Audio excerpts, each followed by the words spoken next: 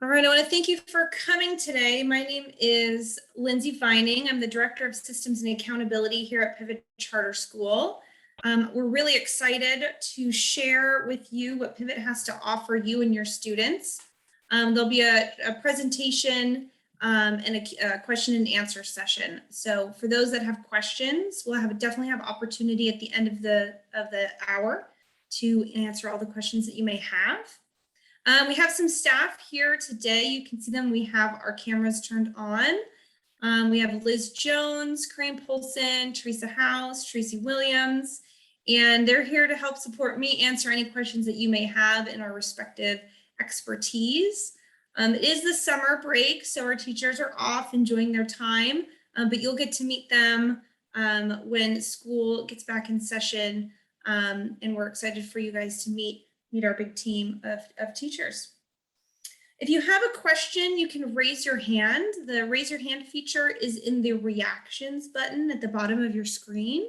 So you can, if you click the reactions, you can see, you don't have to click raise hand, but you can see that that's where the raised hand is. If you prefer to type your question because you don't want to forget it while we're talking, you can put your question in the chat, and we will be sure to get to the question at the end. So there's two ways to ask a question: raise your hand or put your question in the chat box, or you can wait until you want to verbally ask your question at the end of the presentation. We appreciate you staying muted during this time. Sometimes there's background noise that can happen unexpectedly, so please remain muted until you have a question, and then you can unmute at that time and ask your question. We are recording the meeting, the presentation. For those that were unable to attend today, we want them to be able to get the information. And so if you prefer to remain off your face off of the video, then you can turn off or keep your camera off the whole time. And then that way you're not in the video itself. It looks like everyone is here. Thank you again and welcome. We're going to start with a short video.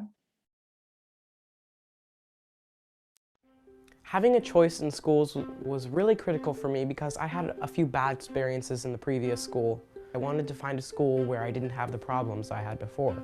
Pivot is special to me because you can come into the Resource Center and I can have friends, because homeschooling can be a very lonely process.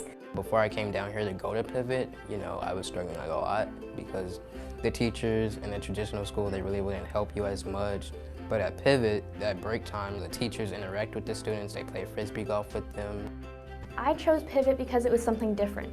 It was obviously a unique learning system, and that's how I learn. I don't learn like other students do.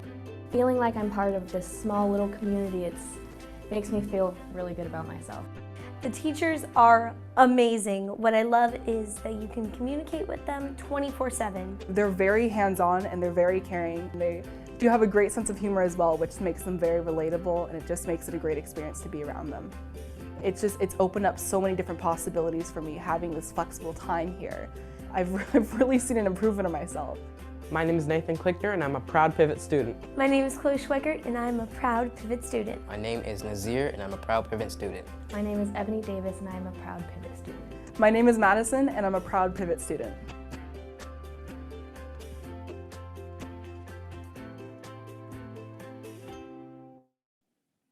I just wanted to show you guys some of our students, and those are them at our resource centers.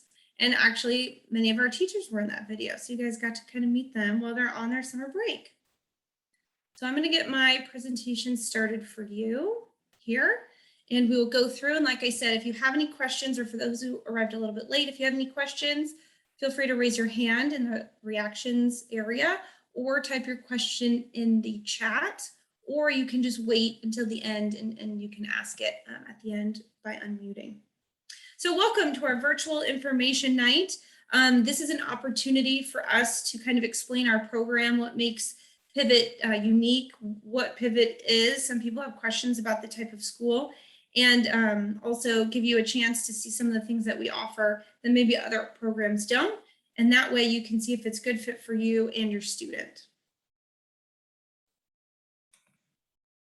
All right, so here's our agenda. What is Pivot Charter School? Who do we serve? Why choose Pivot?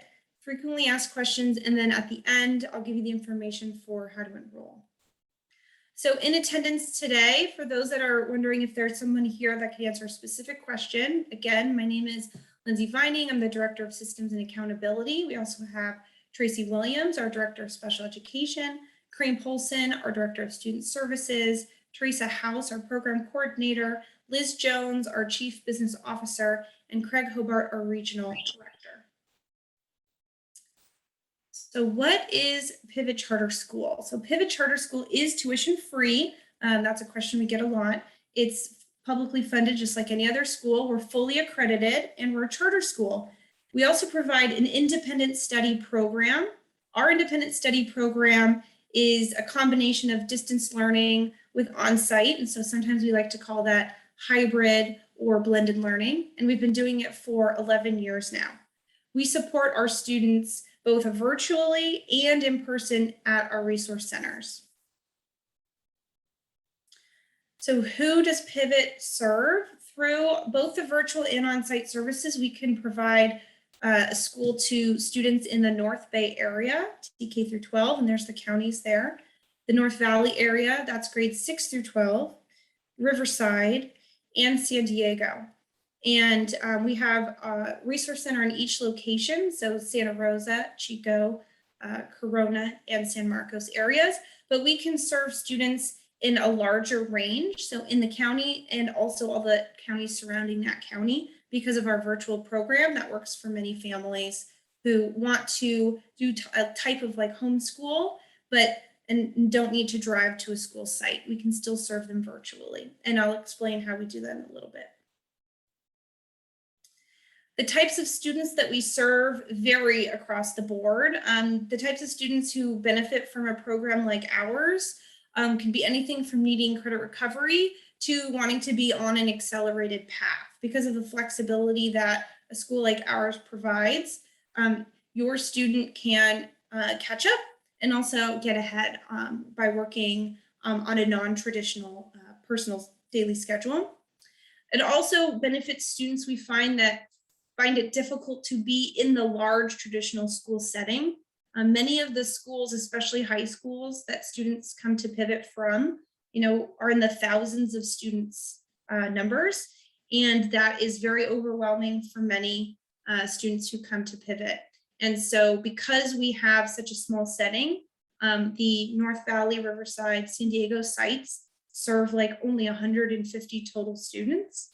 And the North Bay site's the largest, only is still about 450. And each teacher only is responsible for a caseload of up to 30 students. So it's a very small setting, and that provides a lot of support to those types of students. We also have students who come to our program like ours because of schedule constraints. Maybe they're working, maybe they need to support the family. We've had students who have medical reasons for working from home or in a limited on-site capacity, families who travel and don't want to, fall behind in school, or if you have other family obligations. Lastly, we have a lot of elementary families who are interested in homeschooling, but not having to do it all on their own. And so we provide a credentialed teacher to support you as a learning coach with your student. And they work with you kind of as a team in the education of your student. The elementary program is not available at the North Valley site in Chico, but it is available at the other 3 sites. So why choose Pivot? You're here looking for the right educational fit for your student. And as the slide showed before, for a variety of reasons. But we found we want to support all students, and we do that uniquely by providing some of these special things that I'll go through in the next few slides. So we have regular diagnostic assessments for all students in reading and math. We assess them throughout the year to make sure that they're growing and learning, either on pace or at an accelerated pace if they came in behind grade level. It's really important to us to monitor that so that we can work together with you, your student, the teacher, and any other staff members, support staff members, to make sure that your student is getting the content that they need to get on grade level or stay on grade level. Those diagnostic assessments feed into individualized remediation plans for students, and only for students who need them. If they're already on track, they don't have to do them, but they're available to all students, including those who do want to get ahead. And that remediation is tailored to each individual student based on the results of those diagnostic assessments that we do throughout the year. Our online curriculum allows teachers to really get to know you and your families and your students and their needs. And our credentialed teachers, all of our teachers are California credentialed, also customize that curriculum to meet the needs of students as well. And so we use the online curriculum as a base, but then we further enrich it and enhance it with the expertise of our teachers. We have a robust system of support for both virtual and on-site instruction. This is important, especially right now. I know a lot of you are here because of the current situation and wanting your students to be in like not in school. So we make sure to have a robust system for virtual students who are working from home, but also provide an on-site program for those that are looking for face-to-face teacher support. And we strive to help your students become independent learners. We are an independent study school, and independent learning is something you do your whole life. And so if we can help students learn those skills now, then when they grow out of the K through 12 system, they can use those skills forever, because we're always learning as human beings. So as I mentioned, we have all of our teachers are California credentialed, but these teachers are dedicated to help you and your student every step of the way through this academic journey that we're on. We call them educational coordinators at Pivot, not always teachers, because they do more than just teach. They help you in a lot of ways, kind of guide what classes are you going to take next, or how fast or how slow you need to go, what kind of supports are available to you. And then you're not alone, because it can be really challenging to do independent learning without those resources. And so they're there every day to make sure that you have everything that you need. And that includes frequent communication. So we've had families who've come to Pivot who've said, teachers at my other school, I never talk to them. And I'm here to tell you, you will talk to your teachers a lot at Pivot. And sometimes you might think it's too much, but I promise that it is purposeful, and it's only to be helpful and keep everybody kind of on the same page with what's going on.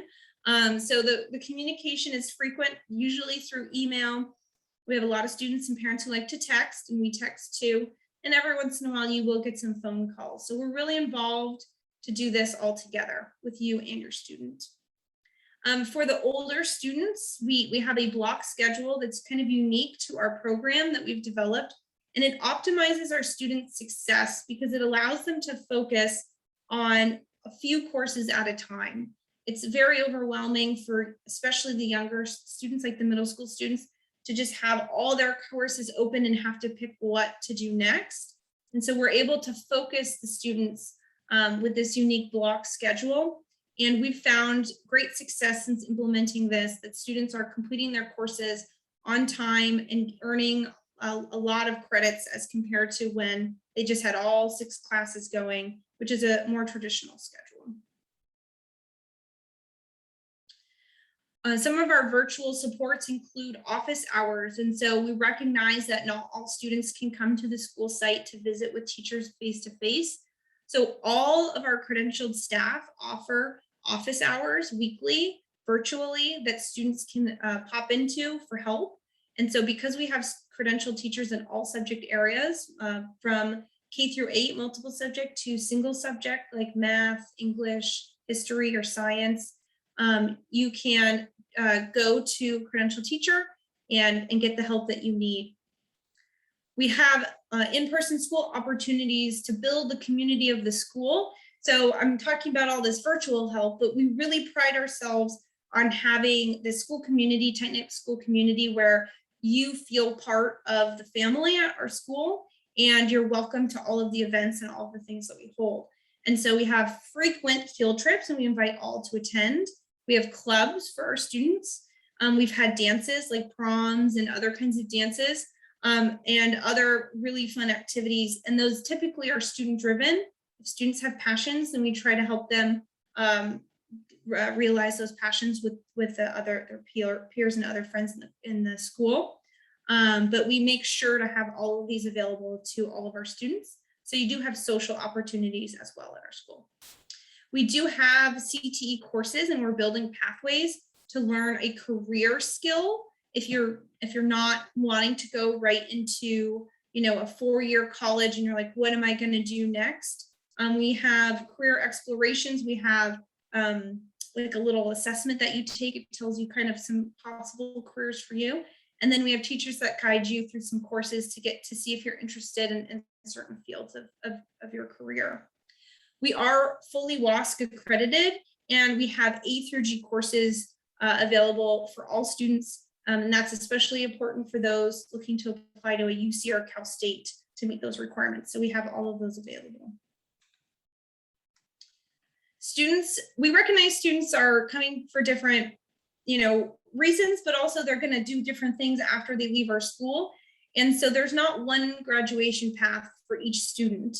We want to make sure that we recognize the needs of everyone. And so we have customized paths depending on your goals for after high school. So if you, communicate to your EC or your teacher, I know what I'm going to do when I graduate, I'm going to do this, then we can make sure we put you on the right path toward that success. So we have a more rigorous path for the students looking to go to a UC or a Cal State or another 4-year college that has specific admissions requirements. And then we have other paths for students who aren't trying to go to these rigorous colleges right out of high school, but they have a wider variety of interests. And so you would talk to your teacher about which path is right for you, and we would make sure that we put you on that path to take the courses appropriate for those goals that you have after high school. And we do offer on-site courses. We have school sites for a reason. We want you to be able to meet teachers face-to-face and be with your peers and have like a school community, but not all students can come. We have recognized a lot of students live far away from our school sites. And so we do have a virtual, we call it a workshop schedule, but it's essentially courses being taught by the teachers. And we have those for each of the subjects: English, math, social studies, and science. And so every Tuesday, Thursday, you have the ability to jump in with your classmates that maybe you haven't met before in person, but to do English together, do math together. And that's led by the credentialed teacher, and they help you through your coursework if you attend those classes. And we highly recommend them because they're so helpful, and they answer all of your questions, and sometimes they give you insight that you can't get from just doing it by yourself. So there are some frequently asked questions about our school. Like I said, if you have questions that come to mind, please, we want you to ask them at the end so everybody can benefit from your questions. But I'll just go over some of the frequent ones that come up kind of a lot. So students usually ask, will pivot be easier? Parents never ask that question. That's always the students who ask that question. And there's a misconception that independent study or online school is easier because you can just do it whenever and you can be in your pajamas. And some of that is true, but being an independent learner is not easier. You have to get the motivation from yourself, not from your teachers. So if you think about a traditional school and you're just sitting there and they tell you what to do and they hand out the worksheets and you just do it because you're sitting there, you just do what they tell you and you get through the class. But here, you're kind of on your own for a lot. Obviously you have teachers to support you, but we can't make you do anything. So in that regard, sometimes it's not easier, but we try everything that we can to give you the support that you need. And also, if you ask for help, we will find a way to get you that help. So if you're vocal about what you need, independent study can be really a great path for you. And will I know how I'm doing in my coursework? Like, is it going to be a big surprise? And can I get help when I'm struggling? Sometimes we have this idea, online school, I'm by myself in my room on my computer, no one's around. We try everything we can to make you not feel alone. The system that you do your curriculum in tells you all the information that you need. It tells you your grades, it tells you when everything is due. It tells you what's been graded, what's waiting to be graded, because not everything's graded by a computer, where all of our teachers grade your assignments. And so we see those things. And so those get graded by a human being, not by a computer system. And we communicate, as I mentioned, frequently with you and your parents. So you will know if you're doing good, and that won't be a surprise. And if you're struggling, we have a variety of supports for you. So the workshops, the virtual workshops, Tuesday, Thursdays that I showed you, the office hours I spoke of, all the credentialed teachers are available to you with their office hours. And you can come to the Resource Center, and all of our resource centers have teachers waiting to help you. And so that's available to you to come, and you can make an appointment. You can sign up for one of the classes. You know, we can have meetings with your family all together at the school. There's a lot of resources there for you, so we don't want you to miss out on that. How is attendance counted, and when are you absent? So this comes up sometimes because they think, well, I just have to get my work done. Like, it doesn't really matter. And the truth is that it does matter. So, you know, you need to be in school, and we are a school, and it's our responsibility to make sure that you're attending school. And so it is still on you to do school every school day. So you need to log in, and you need to communicate, and you need to do something every school day. You can't like just take days off and say that you'll do it later. You will be marked absent. Absences can lead to truancy. Just because we're a different type of school doesn't mean we don't mark absences and look at truancy. And so I want you to be aware that that we still do all of those things. So just make sure that every school day, and you'll look at a school calendar, you are engaging in your coursework, and you will be just fine. And you need to be doing stuff too. You can't just log in and just watch Netflix. You have to actually do some work, but we will help you understand how many assignments. Everything has due dates, so you'll know. You'll log in, it'll say what's due. We only use the due dates to help you stay on track, but it's not like more traditional where the due dates, like you can get credit by turning in things late. But once you start to get behind on your due dates, it's really hard to get the class finished in time. So really want to stay on top of those. And, you know, we get this question a lot, so we repeat it a lot. People ask, how much does it cost? They think that it's because it's different, that it's like more like a private school, and it's not. We're a publicly funded school, just like the school, you know, the local school around the corner that you may or may not have gone to. And so we're tuition free. You just fill out a simple application, and you're in. So if we have room, and right now we have room at all of our schools, which is not always true. There have been times we have had to have a wait list. So you may have, you know, looked at charter schools before and heard that there's wait lists, and that can happen at our school as well, because we want to keep the teachers to the 30 or under caseloads. We don't want to just take everyone, because then the teachers can't serve you and your student the best. And so we only have so many teachers. And so once they're full, then that's it. We can't take any more students until if someone leaves, then the spot opens up. So right now, all of the schools are available, and we don't have a wait list, but it can happen. So that sometimes does happen. So now's the time for questions. I don't want you to be nervous about asking questions, or if you really are unsure, you can wait until the very, very end, or you can put your email in the chat, or put your thing in the chat and say, I would prefer someone email me the answer to this question if you're not comfortable asking in front of the group. But we love to hear your questions, because we are a unique program. There's a lot going on between virtual or in person, and I don't know the kinds of questions you guys have. So we want to make sure we answer any questions that you have. So I'm going to ask, Melanie's helping me monitor. So Melanie, do you see anyone with a raised hand? I don't see any raised hands right now. Awesome, thank you. And Sarah, are there any questions in the chat? Yes, we actually have 3 questions in the chat, and I can go ahead and call those out if that's okay. Yeah. Cool. So first question is, if a student is enrolling for recovery, what are the credit requirements for graduation? Oh, that's a great question. I appreciate you asking that question. So our students, we have a 225 credit requirement for graduation. How those credits are distributed amongst the categories depends on the academy that you would choose, which I spoke about a little bit, but I'm going to speak a little bit more about it now.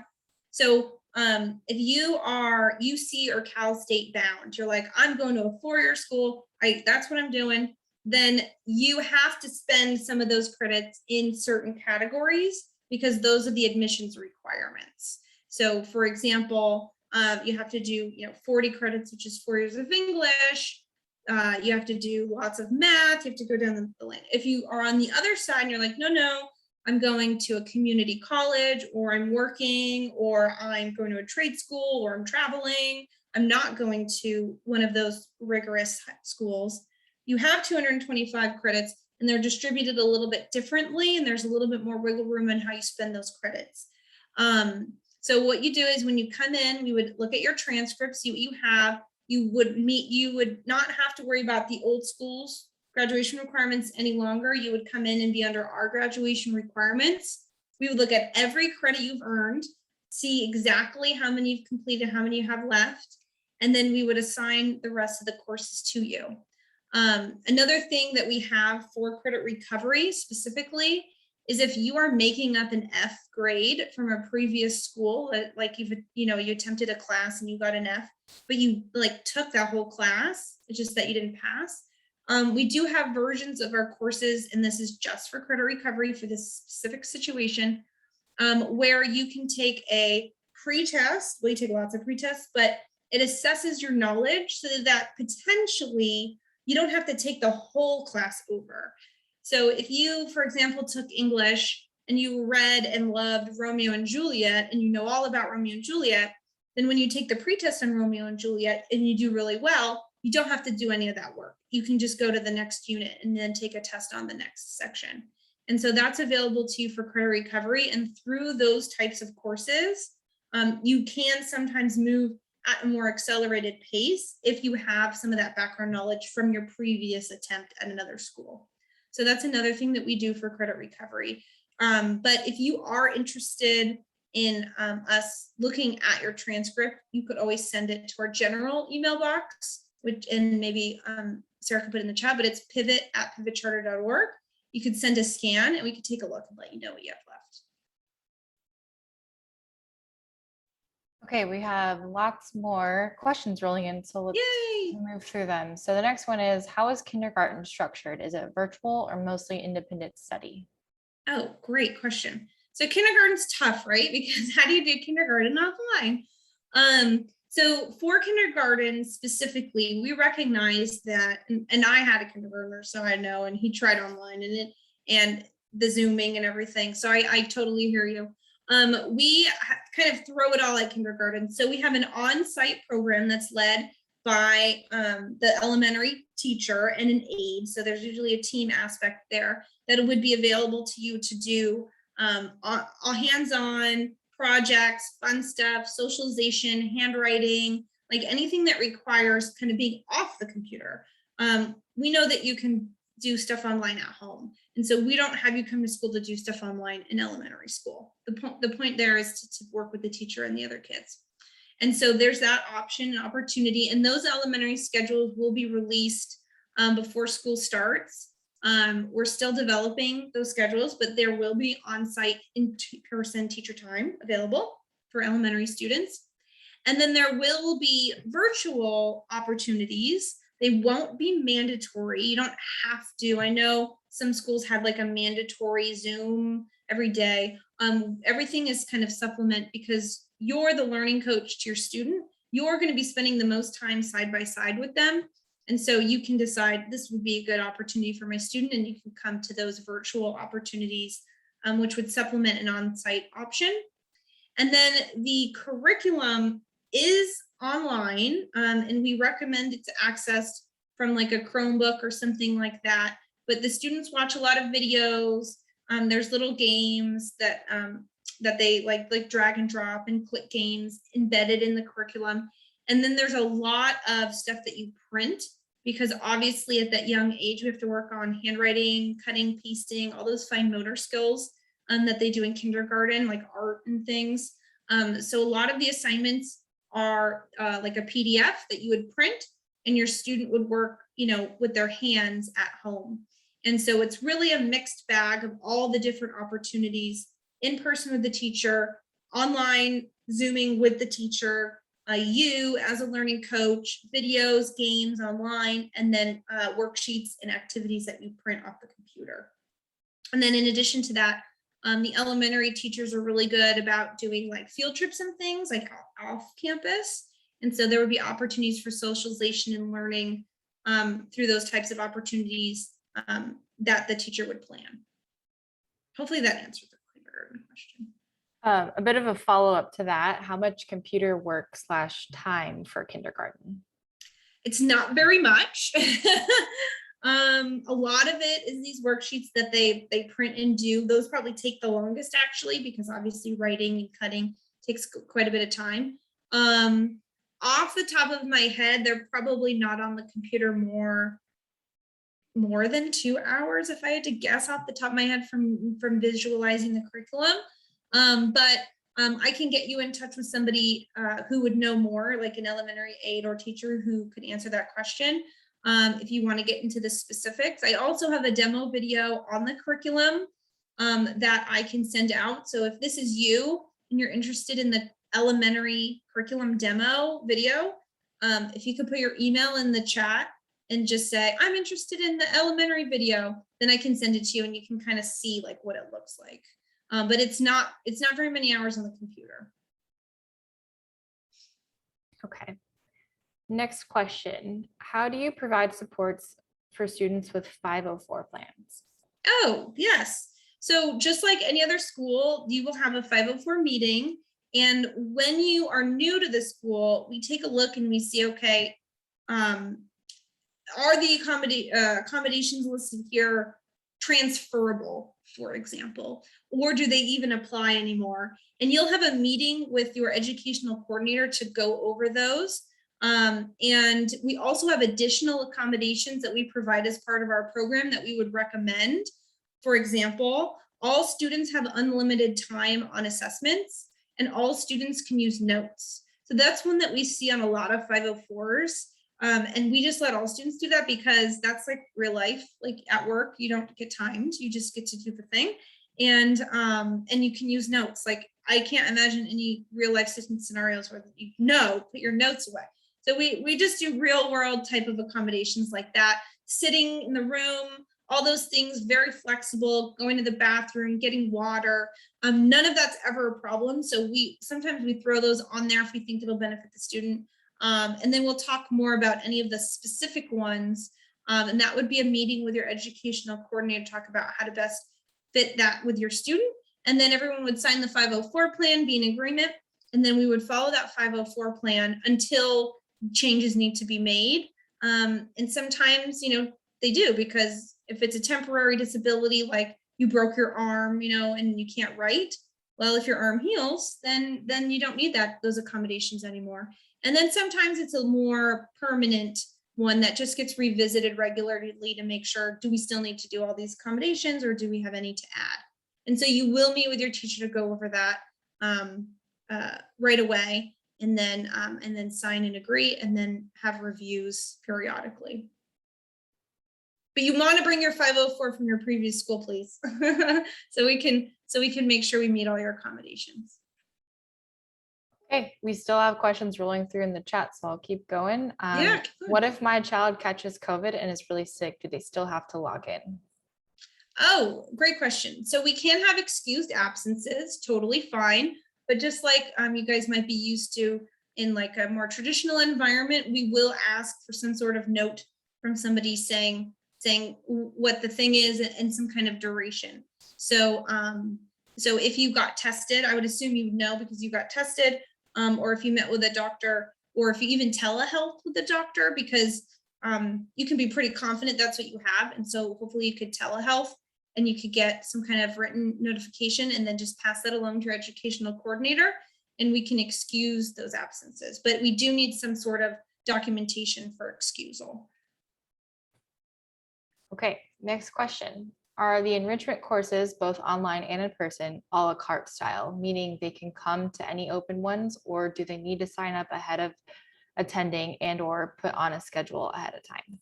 Oh, yes. So I'll do each because it's a little bit separately. So the virtual schedule can accommodate any invited.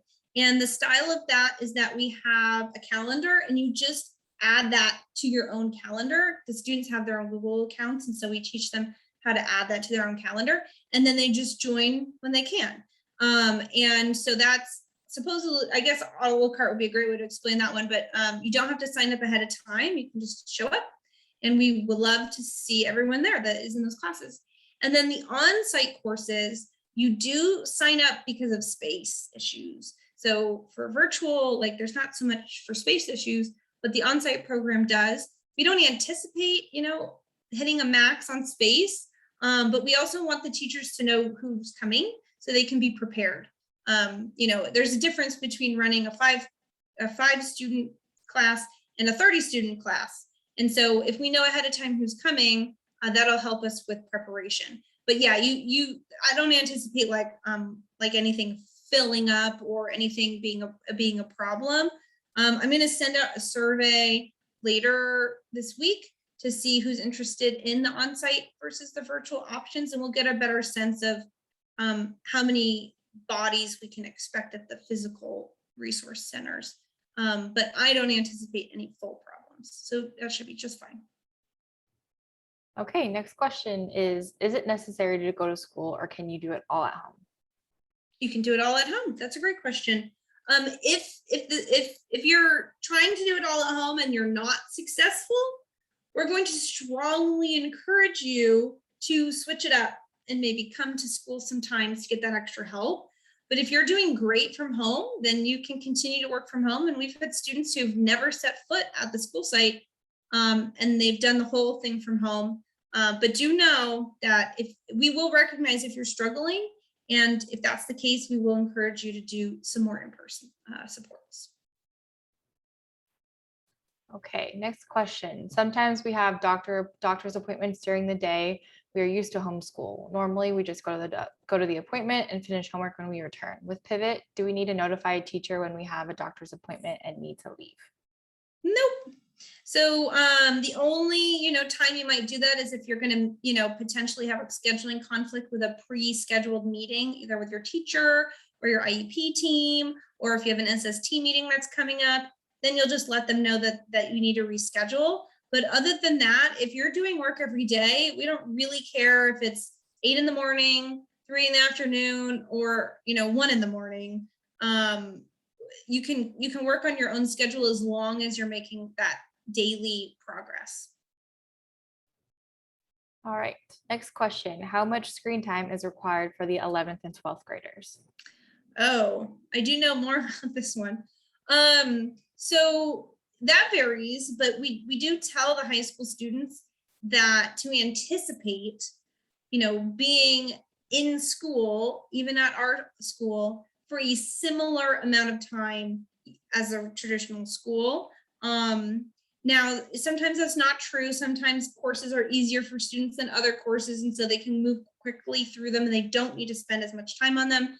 But in general, you can anticipate spending, we say 5 to 7 hours on schoolwork. And that's not all on the computer, because a lot of the assignments are like you're reading or you're writing or you're doing other things not in the curriculum. But you do want to anticipate a significant amount of your day dedicated to school in order to stay on track. And so that's going to vary for every student. Some people work faster than others, but the pill we want you to swallow is you do have to do school, and it does take a little bit of time. So 5 to 7 hours anticipating, you should anticipate spending on school, but you can kind of make your schedule your own within that time. I think the fastest you're going to go is still multiple hours. Okay, next question is how much individual attention is standard per week for a high school student? That's good. Question. So last year, we had individual meetings with students every week, sometimes twice a week, to make sure everything was going okay and make sure they didn't need help. We're planning on doing more small groups so that students don't have to do that so much. They could just do some more small group check-ins. But plan to communicate somehow with our school every day. So maybe it's turning in work to the graders. Maybe it's texting your teacher like, hey, I'm going to this appointment at 2 o'clock or whatever. There's going to be a daily, some sort of communication. So just anticipate that. Sorry to interrupt you, Lindsay. To speak to the question that I asked. So when you say that there's going to be flexibility with the students being able to like create their own schedule, are they working live with a teacher in a class setting, or is it just like the work is already posted and then that's the time they're expected to be on? Great question. So the virtual workshop schedule that I showed you, like 9:15, 10:15, 10:30, 11:30, that is led by a teacher. And so obviously, if you're going to show up to that, you have to show up at the right time. But other than that, everything is already pre-posted. The systems kind of like force you to go in order. So you can't just pick, bounce all around the class. But in theory, the student just can keep going. So if it's, 1 o'clock in the morning, they just go and they just do.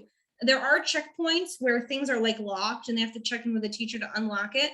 But there's a significant amount of work that can be completed before that checkpoint. So there's not really a ton of live interaction besides the workshops, which are not mandatory. Those are optional, or any kind of meetings that you would have with your teacher or other staff. So other than that, the schedule is pretty wide open and they can, and everything's available to them. They don't need a teacher to like guide them through anything. Does that answer the question? I think probably remuted, but. Yes, thank you. Great. Yeah, no problem. Okay, so we'll move to the next question. Do you request students pass transcripts or do we get a copy for you? Oh, that's a very good one. We love for you to bring one. It's a little faster. Schools do send them to us, but it's eventually. And we really want to make sure that you're in the right classes right away. So if you can bring one, then we'll make sure you're in the right classes sooner because we can immediately look at what you have and what you have left. If we wait for a school, sometimes it could take them a few weeks to send it over. And if we put you in a class waiting, you could have already done that class or it could be a waste of your time. So we don't love that. And sometimes it happens. If you have easy access to a transcript, we love it. But the records are sent to us. So we will eventually get your transcript from your previous school. Okay, next question was kind of answered before, but just to give you an opportunity to answer again, it says, for elementary, my kinder is high risk for COVID complications. I don't want her going in person. Will Pivot work for us?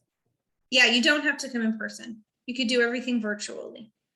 Yeah, so you can attend the virtual course, like classes, if you attend virtual clubs, talk to your teacher virtually. And we have a lot of families that do that. So we are very experienced in families, or families who just live far away. It doesn't even have to be for like medical reasons. That's totally fine. Okay, next question. We live in a consistent wildfire area. We assume Pivot is aware this is an unfortunate common circumstance and will likely only get worse with climate change. What does the student do when the electricity company turns off power due to these wildfires? With homeschool, the power shutoffs were not a problem as we did not have online school and we had all of our textbooks. Well, we've experienced this multiple times. So the fire in Paradise impacted our Chico location, and then we had multiple years of fires in our Santa Rosa location. So these have already happened. Just like the students, the staff are displaced also. So we try to provide as much understanding and flexibility as possible. And the pressure actually is released from us because the state often allows for that attendance keeping during that time to be like, you don't have to worry. What I'm trying to say is the state, every time that happens, has been very accommodating for students and their absences and staff in schools trying to accommodate those emergencies. And so really we just focus on making sure that you guys are okay and taking a break. If you can access, if you, for example, go stay with a friend or a family member and you can access your courses, we encourage students to continue working on those courses. The power outages with the fires only lasted like a week or so generally. And so we just took that time to make sure everybody was safe, provide resources to those who need it. And it all worked out because of the flexible schedules and things, we can make it work. And sometimes there's some time, some extra time at the end where you can catch back up. If it ever goes beyond that, then we would have to look into like some serious accommodations for that emergency. But so far it's been okay. Everybody's been able to get back on track but take the time to take care of their families. Hey, Lindsay, I think it's important to emphasize that communication is the #1 piece that helps facilitate all of our learning for our students. And so if there is a situation like fires, just staying in constant communication with the ECs, the staff, so that they know the situation for your personal family. Thank you, Tracy. Yes, we can only be as flexible as the information that we have. And sometimes we panic also when we don't hear from people in emergencies. And so, if you just let us know what's going on, then we can make sure that you're supported in any way that you need. Okay, next question. Will Chromebooks be lended out to students? So we don't automatically just give everyone a Chromebook.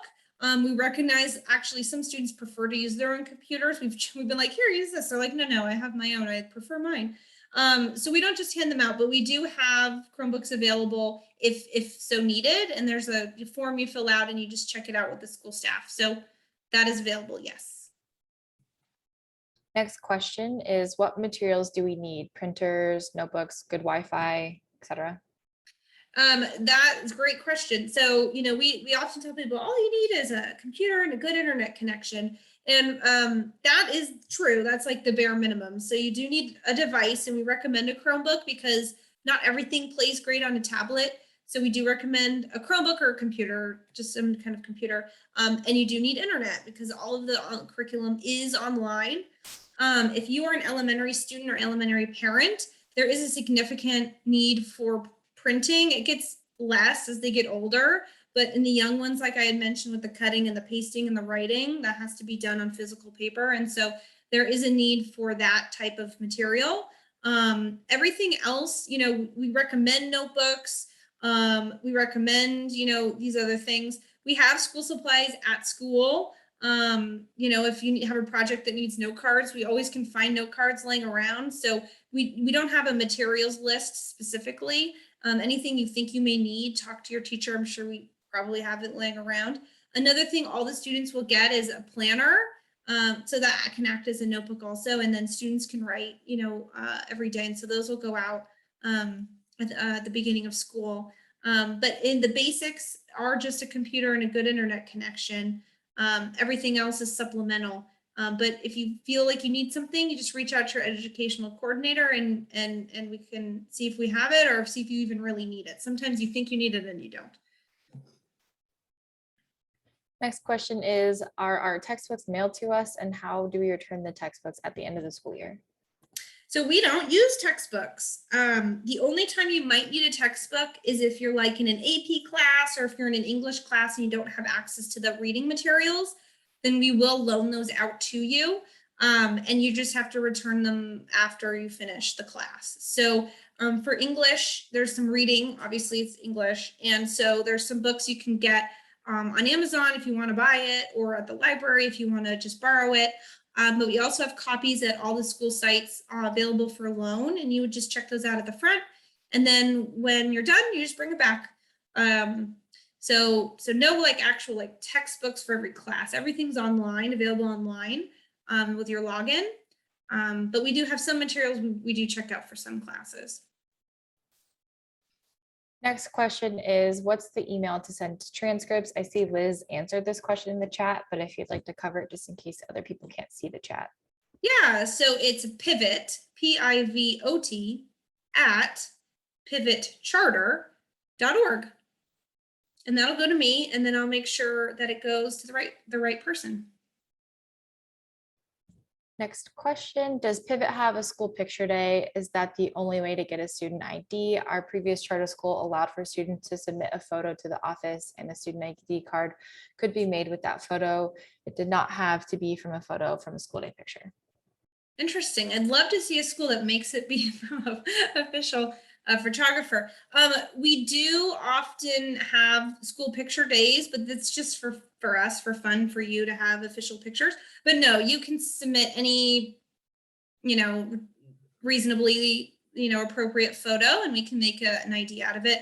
Or sometimes what we do is we'll actually take your picture at the school site. You stand in front of like a blankish wall, and we'll take a photo there, and we can make an ID out of that.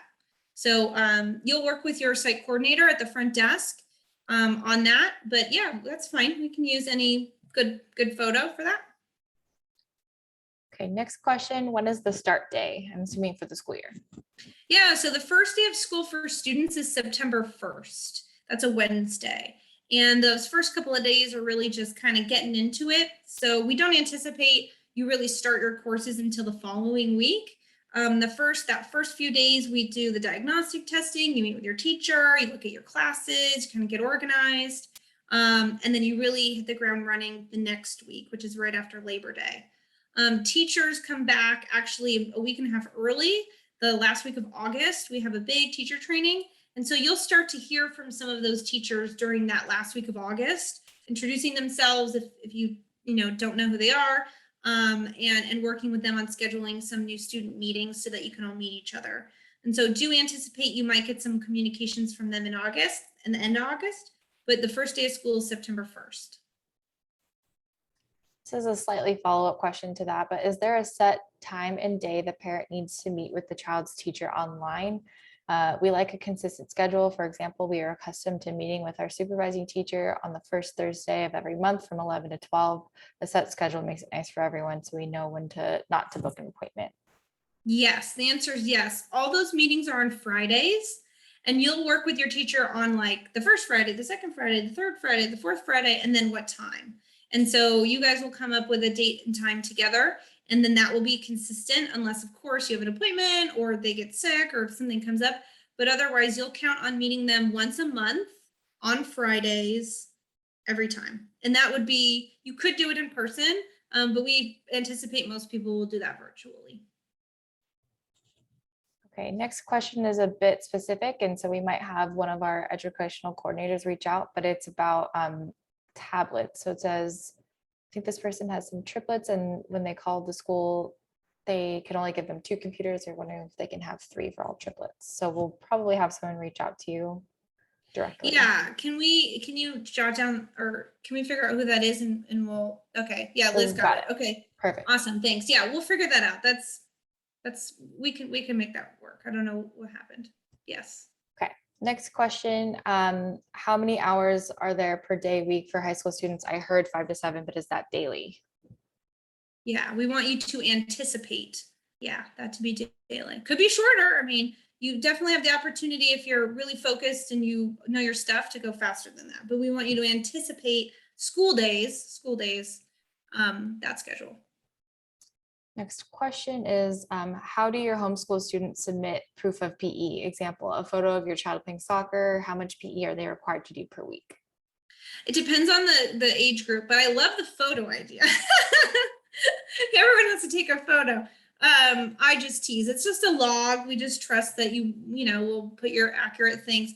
For elementary, it's 20 minutes a day average. And that's submitted every week. And then for middle and high school, it's 40 minutes a day average. So you could just do like a couple of really good workouts for a couple of days for the whole week, or you could do consistent 40 minutes every day. But those are the time requirements. So 20 minutes for elementary a day, 40 minutes for middle and high school a day average. All right, next question. What is the link to register and enroll? Oh, there you go. I should have pulled that up sooner. Sorry. So here's the information for each school site. So as I mentioned, they're in different locations through the state of California, but the program is the same essentially. But you want to make sure you contact the one that you live in, and they serve, different counties. So there you go. And then if you contact the person, then they'll send you an online registration link, and then you could work with them to fill it out online. So there's that. I'll leave that up to the rest of the questions. And just in case anyone is not joining us by computer and you're on the phone, we'll actually be sending out an email tomorrow with all of that information as well. So it'll be directly in your inbox. Yes, exactly. Thank you. Yes.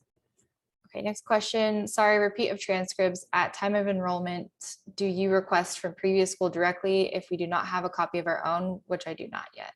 Yes, we request as soon as you say you're enrolling with our school and you fill that out, you fill out, name, birthday, where you live, and you turn that in to the site coordinator, which is these people on the slide. They will request the records from your previous school. We can't guarantee how long that will take, but yes, they will send them to us. Next question, will there be virtual math and language classes for 5th graders?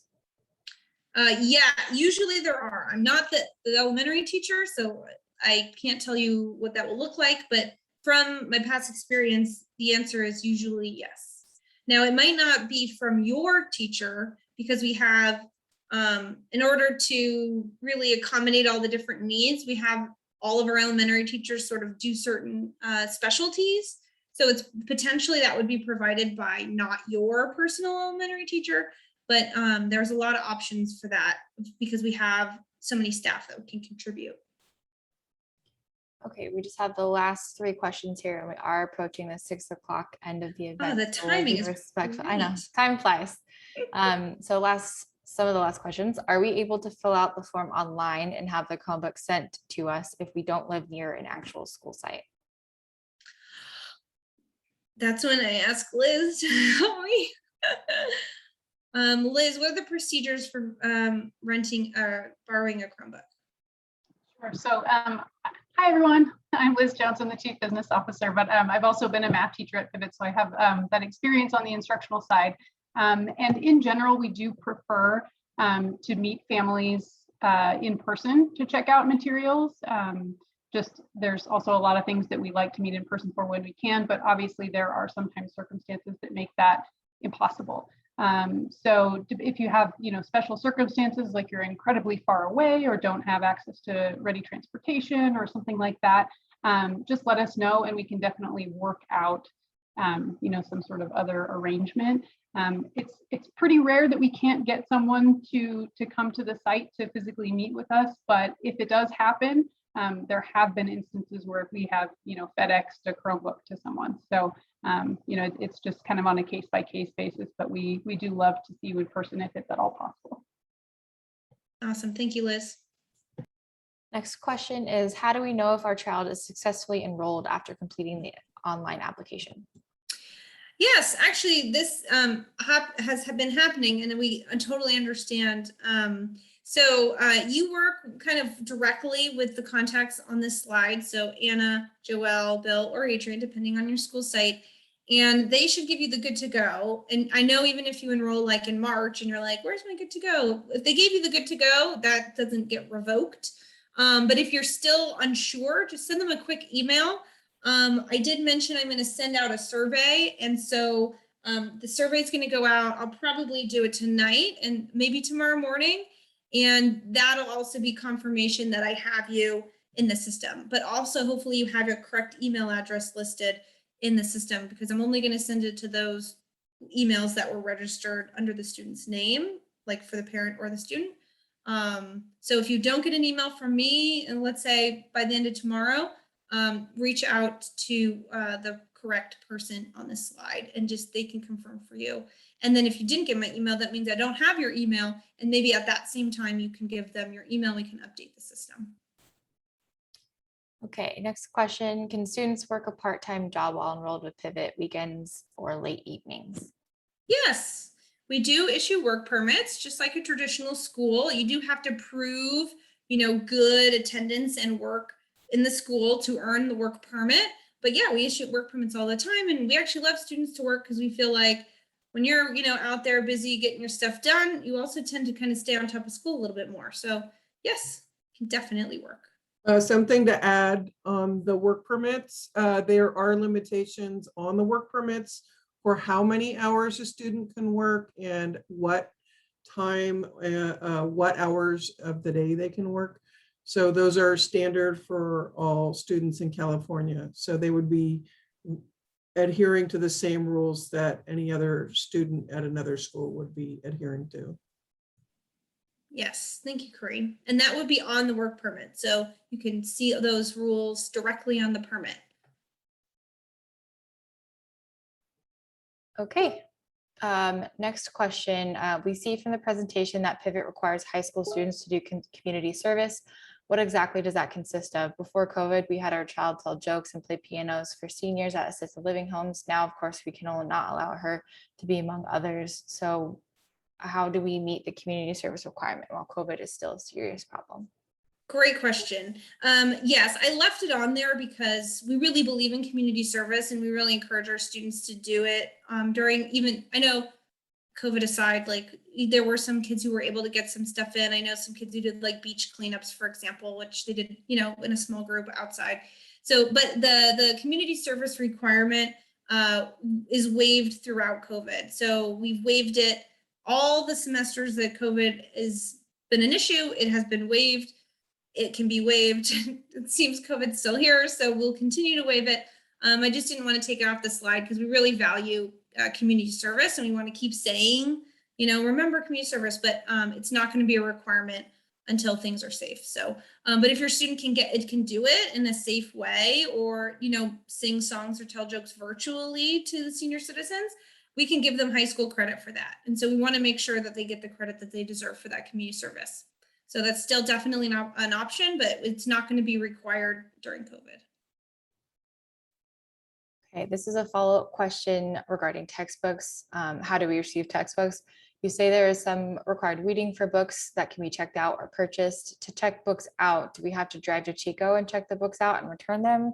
Our previous charter school gave us $2.6 thousand a year to spend on books, school supplies, etc., as that is what the state pays for each student to attend that school year. Does Pivot give us a list of vendors that we can use our funds with? Do you offer parents' office CBIL cards for supplies? Just mentioning things we're accustomed to.